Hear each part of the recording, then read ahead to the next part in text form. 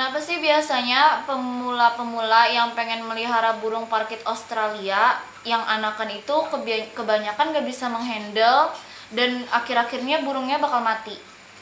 Oh iya, jadi gini, kebanyakan kesalahan saat kita ngadopsi burung itu biasanya pertama yang paling utama itu adalah faktor utamanya adalah suhu. Jadi teman-teman yang mengadopsi burung itu diharap wajib sudah menyediakan inkubator untuk anakan agar bisa menyesuaikan suhu. Nah, suhunya berapa? Jadi misalkan tergantung usia anakan yang diadopsi. Misalkan anakan burung falco katil usia 15 hari sampai 20 itu di 34 derajat itu sudah aman. Di 34 derajat Celcius aman. Jadi teman-teman bisa wajib menyiapkan inkubator atau kandang biasa yang 60 cm, kandang kotak gitu. Jadi kandang kotaknya ini dikasih kerodong dan dikasih lampu lampu pijar itu sekitar 40 watt lah di atasnya. Nah, nanti aktual suhunya diukur menggunakan termometer. Bener nggak sih kisarannya di 33 sampai 34 derajat Celcius. Nah, biasanya kan burung yang baru diadopsi itu ada stres perjalanan, ada stres tempat baru. Nah, apalagi dia kehilangan teman-temannya di tempat sebelumnya dan misalkan misalkan yang adopsi cuma satu ekor. Nah, di itu ada tingkat stresnya. Nah, maka harus benar-benar disesuaikan faktor utama suhunya. Tergantung suhu banyak, misalkan 10 hari 0 sampai 10 hari amannya di 35 derajat. Di atas 10 hari sampai 20 hari di 34 derajat atau 33 derajat. Di atas 20 hari baru aman di 31 derajat. Jadi teman-teman harus menyiapkan benar-benar suhu, jangan asal misalkan ditaruh di luar atau di dalam rumah, nanti malam ternyata suhunya jadi 27 derajat, 28 derajat untuk anakan 15 hari, itu berbahaya. Sehingga biasanya banyak kendala, temboloknya nggak turun, tiba-tiba kurus, tiba-tiba sakit. Jadi memang harus suhunya disesuaikan dengan usianya. Itu faktor utama.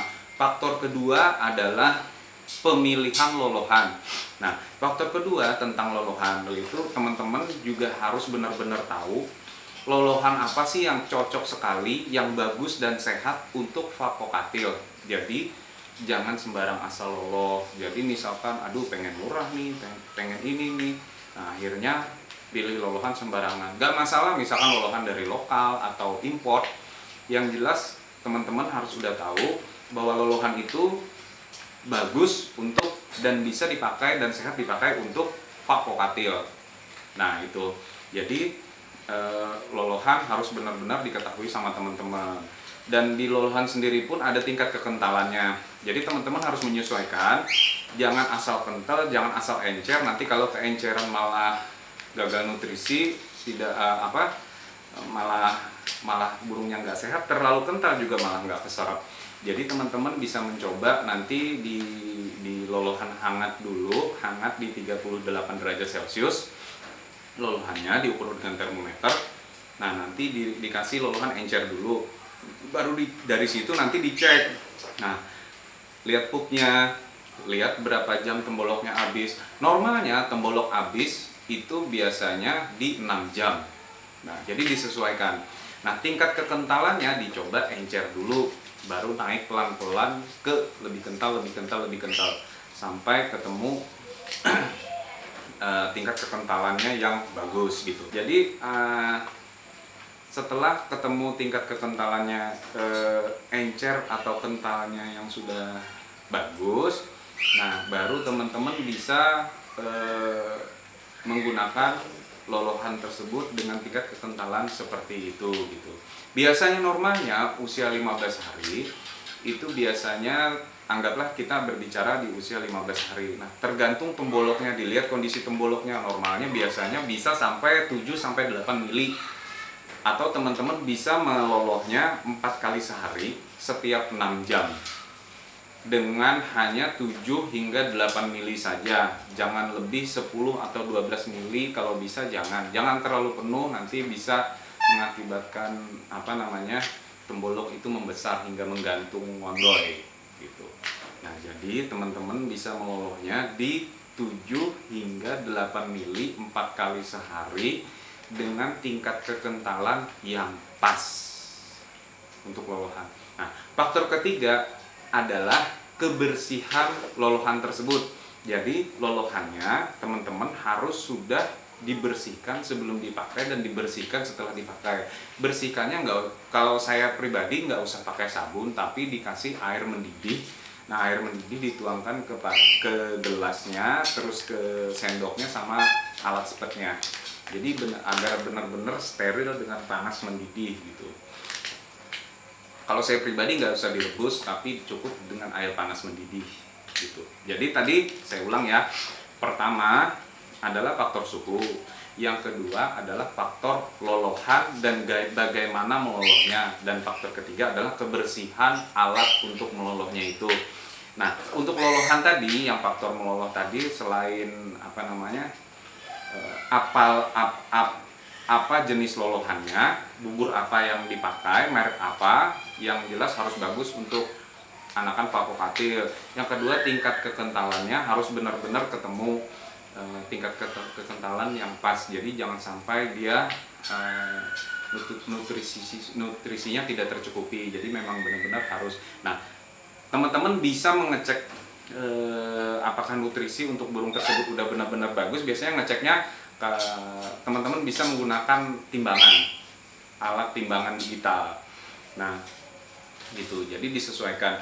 Biasanya usia sampai dengan 1 minggu itu biasanya di 12 gram. Nah, sampai dengan 2 minggu itu biasanya kita 1 minggu sampai 2 minggu itu biasanya di 45 gram. Nah, nanti di sini saya lampirkan lampiran untuk berat badan ideal untuk Falcokatil. Nah, jadi teman-teman udah lihat ya berapa berat badan yang ideal untuk Falcokatil hingga berumur 1 bulan dari gambar yang tadi. Usia berapa hari anak parkit Australia aman untuk diadopsi? Anakan parkit Australia aman untuk diadopsi, saya sarankan itu adalah awal belajar makan. Biasanya di usia 1 bulan atau 4 minggu sampai dengan 6 minggu.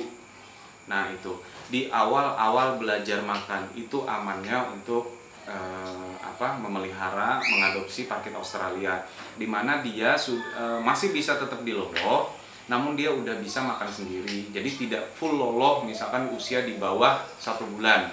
Nah, itu lebih aman dan lebih saya sarankan untuk teman-teman untuk mengadopsi parkit Australia usia 4 sampai 6 minggu. Terlalu tua juga dia akan bisa liar karena dia udah makan sendiri dan tidak dihandle di owner pertama. Nah, terlalu muda juga berbahaya untuk teman-teman pemula seperti kita kalau misalkan menghandle parkit Australia yang terlalu kecil, karena ya itu tadi harus menyediakan suhu, mengatur kelembaban, mengatur lolohannya gitu. Jadi misalkan ke teman-teman mengadopsi yang belajar makan itu sudah aman. Biasanya burung parkit Australia itu yang mau belajar makan usia 4 minggu sampai 6 minggu itu hanya diloloh dengan jumlah 9 sampai 10 mili. Nah, itu lebih bagus 4 kali sehari per 6 jam.